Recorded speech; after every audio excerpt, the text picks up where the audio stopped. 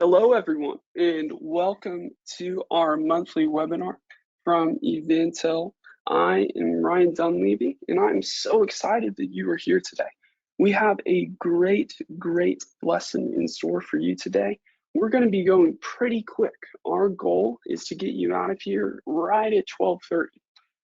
Today, we'll be talking about a form of evangelism, a form or a way of sharing your faith that has been growing over the past couple years as we've matured or changed as a society, and that's conversational evangelism. Now, each of us, more than likely, has many conversations throughout our day. And so our goal today is that you would be able to walk away with tangible, practical steps, showing you how to use and leverage your conversations in a way to share your faith. So let's go ahead and get started. I'm going to walk through our agenda today. First, we're going to be talking about the role of conversational evangelism, addressing some of the awkwardness, because I think we all can admit that sometimes when we share our faith, it can feel a little socially intimidating. And so what do we do with that? How can we resolve that? And so we'll have some practical steps that we'll wrap up with towards the end. Now, throughout any point of our time today, I just want you to know that on the GoToWebinar panel, there will be a little section that says questions.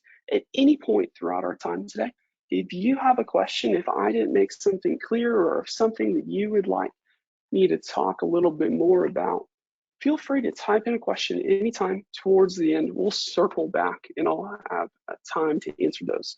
If not, I'll make sure to reach out via email and we will get that answer. We'll get that question answered as soon as possible.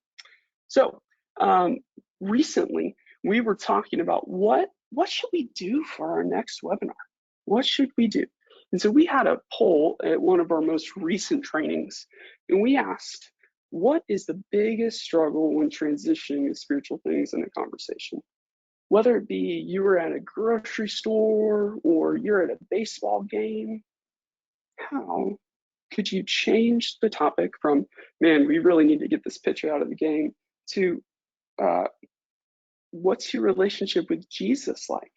And so get this, 77% said that it's worrying about the awkwardness. 77% said that. And so today, when we were talking about what our webinar should be a while ago for today, we said, we need to talk about this. We need to talk about this worry about awkwardness. And so let's talk about that for a little bit. Why can evangelism be so awkward? Well, first off, we're unsure of what's going to happen. And if you're anything like me, I like to know what's going to happen. I like reading the spoilers of movies ahead of time. I like knowing what's coming. But in a conversation with someone else, where I'm not leading them with leading questions or trying to get them to say something or twist their leg, we're unsure of what will happen. And that's because people are complex. The person that you might be talking to might have a long history with Christianity. They might have a family member who doesn't represent who Christ is well. And so from that, you might begin to disagree with one another. You might even disagree about some forms of Christianity or things of that nature as well. And from disagreement, it causes some form of friction that can lead to an emotional response. And that can create awkwardness, especially if you just met the person or if you're getting to know them or things like that. How can you disagree? How can you have these conversations, which are so important, but do so in a natural, winsome way that just seems to flow out of your mouth? So through our next couple slides, we're going to be talking through some ideas or questions that you can be praying through and saying, when I have a conversation with someone, am I viewing it like A or B? C or D, or something like that. And so our first one is, are you viewing it as a presentation or as a conversation? Those are two very different things. A presentation would say that it's something like I'm having right now. That we're talking here, but imagine if I were to go up to someone who thought that I was going to have a conversation with them, and then I just pull out my laptop, we're going through slides or something like that. Like it just feels unnatural. And part of the reason of that is that our God is triune. You might at first say, whoa, what, I didn't know that we were going way into the deep end of this. No, just stay with me for just a second. Our God is triune, meaning that God the Father, God the Son, God's Holy Spirit have been co-eternally loving one another in relationship. And then in Genesis 1:26, he says, let us make man in our image, according to our likeness. And so one of the ways that we can represent God is that we're relational. He's created us as relational people. And so when we're having these conversations, engaging in relationships is part of our design. Now, it's not the only way, and we'll talk about that a little bit later. But in regards to conversational evangelism, are you being you? Are you the way that God's designed you? Are you using your personality in such a way that you feel like the same person, or are you putting on a new persona? You don't have to be a stand-up comedian or very solemn, but how has the Lord designed you? And then flow out of that relationship. Also, another thing would be that dialogue goes back and forth. Dialogue goes back and forth. And so one of the ways that you can figure out prayerfully if you're giving a presentation or having a conversation is saying, wait, how many times are they talking, and how many times am I talking?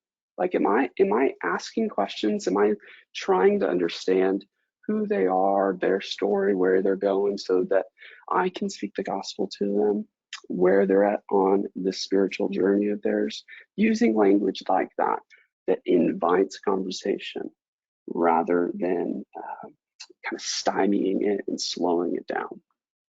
The next question would be, are you viewing people as projects? Are they people or are they projects? Now, please don't get me wrong. I completely understand that we're all a work in progress, but are you viewing them as the only thing that you're trying to get from them is their salvation, and then you say, all right, see ya, you're taken care of, and we're moving on to the next thing? Let me just remind you, we just talked about this in Genesis 1:26, that all humans are image bearers. And so with that, there comes a level of respect and dignity that we want to treat all people with. And that might not come naturally. I know it doesn't come naturally to my heart.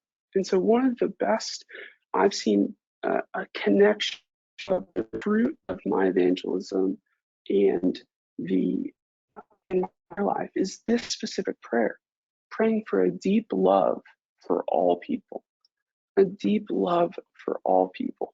And so that when I'm interacting with them, I care about them. And man, Lord, do a crazy work in my heart, and I still have a ways to go. But He has moved me along towards the image of the Son. And that goes back to our point of talking about projects. Yes, we still have a ways to go. If someone has not yet come to Christ, yes, they need to, of course. But we want to treat them as humans, as people. And then we can engage with authenticity. That goes back to being who the Lord's created you to be. Like, are you different when you share your faith? Genuineness and compassion. If someone's hurting, Are you giving a listening ear? And so I would also say that the two of the greatest enemies to this would be that we're hurried often in our culture, that we're always trying to go to the next thing. And so we can view everything as projects. We can view ourselves as projects. We can view everything around us, and we just want to get it done as fast and as efficient as possible. And so that leads us to our next point. Are you robotic in nature or responsive? Robotic or responsive? And so I have to call. I don't know if any of you can understand or have had a situation like this, but when you call a company or something like that, and you're expecting someone friendly to go, "Hi, welcome. We're so glad you're here," but instead you hear, "Dial 1 if you'd like to talk." It's one of the most defeating things. And so they either say they can only also accept a couple responses, right? So 1 for the grocery department, 2 for the pharmacy, and 3 for something else. I don't know, but you understand what I'm saying.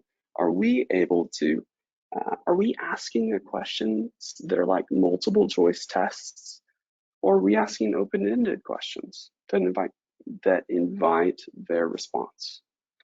And so please don't hear me saying that there's only one way to do this, but in the sense of conversation, open-ended questions can help the flow of a conversation go down in a way that leads to an opportunity for you to share the gospel. Another way that you can say this, instead of asking questions, you can use statements. If they ask how your week is going, you can be really honest. And that goes back to treating people with dignity and respect and trusting them, and say, we saw the Lord's kindness this week, and maybe it was a situation with your son or daughter, or maybe it was another situation, but we saw God's kindness in this. And you've instantly flipped a conversation to be spiritual. They're not going, someone's going to respond with some form of response to that. So using real life examples of God's character. And one of the best ways you can do this is by telling your story. And your story is completely enmeshed, and it is side by side with the gospel. That Jesus took our place. He took our place. He bore the wrath of God so that we wouldn't have to, and that in exchange, we receive the life that he's now given us. As 2 Corinthians 5 will talk about. And so let's get to some practical steps. This is a really difficult thing because, as we said, I want you to learn how to do this in a very personal level, very personal, very practical level for you. And so trying to learn how to do this takes us. And so, but one of the ways we just talked about, you can invite vulnerability by modeling vulnerability. Have you ever been in a room maybe where everyone is sharing prayer requests, but they're sharing prayer requests for the people that they know rather for them? But as soon as someone asks for prayer for them, like maybe it's something that they're going through, that they're walking through, all of a sudden the room takes a shift. If you haven't been in a room like that, just watch. The same thing can be seen when a pastor or a teacher lowers the pulpit or the pedestal of saying that I'm still learning. They're vulnerable. As soon as we do that, other people feel safe then to share where they're actually at. And that's where Jesus wants to meet us, friends, is where we are at and where they are actually at. And so when we model vulnerability, we're inviting them to the place where Jesus wants to fully meet them. You see in John, when Jesus is talking to the woman at the well, he doesn't meet her on the surface. Try as she might, she was like, trying to go, like trying to push like a life preserver underwater. She kept coming back up and back up. Jesus kept asking questions in such a way that he pursued her and he met her in her vulnerability. And Jesus wants to do the same thing through us as we engage in conversations with other people. This is one of the more simple, but also one of the most important points. Be prayerful. It's been said before that God can do in 1 second that we could do in 1,000,000 lifetimes. And so that we want to be prayerful, we want to be a prayerful people, that we, John 16:8 says that only the Spirit, the Holy Spirit, can change and convict of sin. And so we want to do our part, but we don't want to get our part confused with God's part. And then right along with that, when we understand what God's role is, and we understand what our role is, we want to be patient. We want to be patient, friends, but also understanding the urgency of that. And the combination of that only comes with God changing our hearts and our perspectives. If you go on to EvanTell's website, if you go onto our website, Larry Moyer, our founder, he has one of the best blogs I've read about patience in evangelism. Patience in evangelism. And I would highly recommend that you check out that resource on our website. Being prayerful and being patient changes our conversations. And you can actually be prayerful as you're having a conversation. God hears the whispers of our heart. He hears the slight neediness and dependence upon him in our posture. And so I would encourage you to do that, especially when you feel a conversation is getting awkward. Often awkwardness is when we start to look inward, or we start to look around and say, oh no, I don't like what's going on here. SOS, help. Instead of saying that to ourselves, why don't we lift that up to Jesus in prayer? Our next point would be find a common interest. Find a common interest as you're talking with someone. Maybe you're from the same hometown. Maybe you've got something in common that could just show that you are a safe person to talk to, that you can have small talk, that you can engage with them in a purposeful manner. Often small talk gets a bad rap, but I think small talk can be one of the most God-glorifying things when we're showing genuine interest in a person's life and willing to meet them with the message of Jesus Christ. And if you don't have any common interest, odds are they would love to teach you about theirs. We all love to talk about what we love, and oftentimes that's a common interest or what we do. And so you can ask how they spend their spare time or something along those lines, which might help. It might also help for another meetup time after that to continue their relationship. Lastly, asking the question why is a shovel to deepen a conversation. Now you have to be careful with this because you can come off really abrasive. You can come off really abrasive and your tone can be a little like, whoa, too much there. If you're going, why? But if you're just asking, okay, well, why did this come about? It can deepen, it's a shovel to deepen the level of your conversation. Because what's happening is you're trying to get to motives, you're starting to get to worldviews and how they understand and perceive the world. And so that's one of the more profound points I think that we're talking about today, is asking why is a shovel to deepen conversation. Now, you might be asking and saying, whoa, Ryan, EvanTell's been founded upon like having an opportunity and sharing the gospel quickly with the usage of tracks and things like that. Is there still room for that? I would just say, of course, absolutely. We fully support that and what that means, and as long as it's done in a way that imitates who Jesus is. And we want to take the same gracious approach while still operating in a confident manner. And so I'm reminded of Acts 26. Paul gets brought in, he gets drug into court in front of King Agrippa. Festus had some fishy motives, and so he brings him up here. And so in King Agrippa, look at this. He says, in a short time, would you persuade me to be a Christian? And Paul said, this is what's so profound here.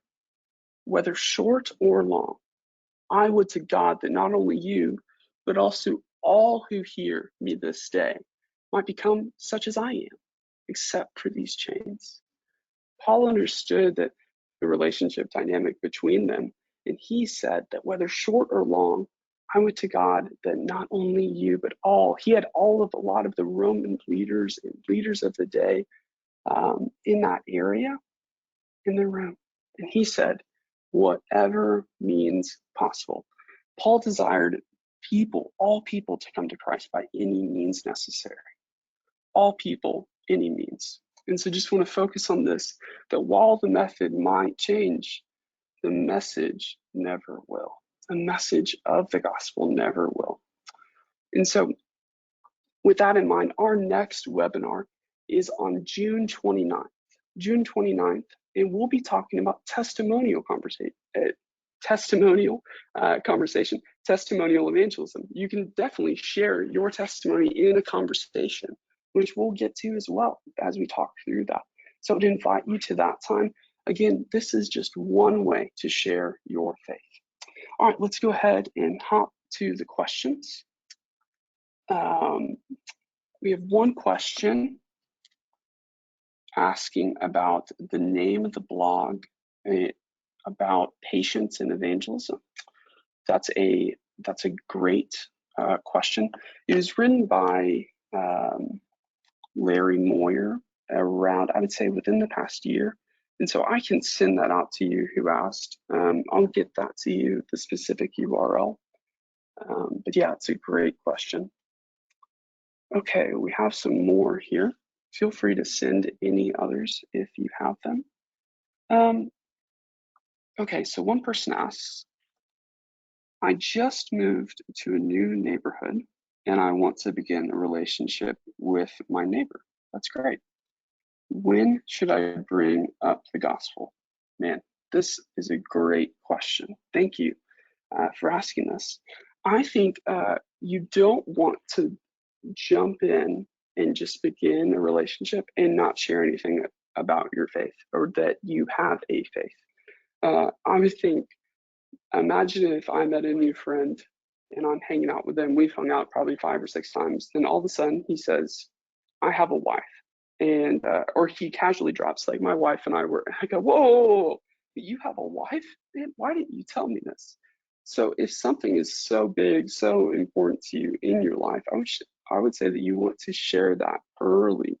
But that doesn't mean that you would have to share the entirety of the gospel immediately, but transfer or allowing them to acknowledge that you're a spiritual person who trusts in Jesus could help that conversation as that relationship deepens.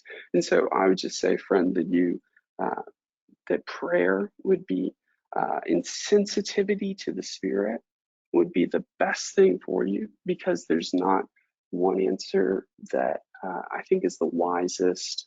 Like at 12:30 at this time at this place, that's when you should share it. We have the name of the blog come in.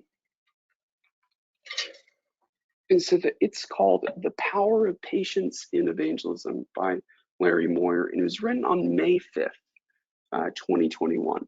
And so just to answer that question, another question would be, someone asked, what are some best transitional topics to spiritual things? That's a great question. Again, I think this also goes with someone else's question asking about any suggestions on short attention getters or conversational tips when passing out a Bible tract. I think engaging something with that has to do with their purpose and their meaning or that might address them on an emotional level. That's not saying that we want to stay at that emotional level, but saying that Jesus is a king who cares about our emotions, and that the gospel is good news that actually gives us hope. Just think of the time and age of anxiety and despair that we're in. I think that's so needed. And whether or not people would say it or not, they're consistently looking for that. And so I think sharing something about the hope that you have, or hearing that they're struggling with something, could be a bridge to that hope. There's many different ways to go about this, but that's one great way. Another question here says, how do I end a conversation? Well, I guess there's I don't want to paint it completely black and white, but I'd say that you have to assess where they are in their walk with Jesus and how they're responding to the message. So I would imagine that this person's asking if they shared the gospel with them, that you would want to see if they wanted to place their trust in Jesus, and if so, that you could walk them through the prayer, emphasizing there's nothing about the prayer that saves, but actually prayer is just a personal communication between God and us, that we're talking to Him. And so I would say that would be one way. And then the other way to end the conversation, you just want to disengage with grace. That's a phrase that's often thrown around at EvanTell, and I think it is incredibly profound for the time that we are living in the cultural waters that we are trying to swim through. I think it's really important that we engage, but we also disengage with grace. And so thank them for listening. If it's going well, you can try to still maintain a relationship with them. But yeah, I would say that you want grace to be the mark of your conversation with them. Moving on, I want to make a announcement, and also something really exciting. Also, let me backtrack. If you have any more questions, please, you can keep sending them in, as well as my email will pop up here in a second. Feel free to send those in. But our time's almost up, and I want to respect your time. And so I want to share with you, we just rolled out a brand new premium online course from EvanTell. One of the workers at EvanTell, Brock Anderson, spent so much time compiling this, and friends, it is compelling. It is there are hours of work that he put in of research and prayer and Bible study to compile this. And so I would just invite you, go ahead and hop on to evantell.org/spiritual warfare. Go ahead and check it out. The first lesson is free, and we would love for you to see that. It is incredible what Brock has done with that. And you can find our website at EvanTell.org. We have so many different resources online, from blogs to videos to anything in between. We want to be a place where you can learn how to share your faith, but also grow in sharing your faith with specific instances. So guys, I want to thank you again. Let me go ahead and put up my email right there. Again, if you have any questions, please feel free to reach out about this topic, or anything else there, that how EvanTell could be a resource to you as you seek to live a holistic life, a lifestyle of mission, not just a week there or another time for an hour on Sundays or things like that, but in a complete lifestyle focused on the mission of God. Thank you guys so much, and we'll see you later. Thank you.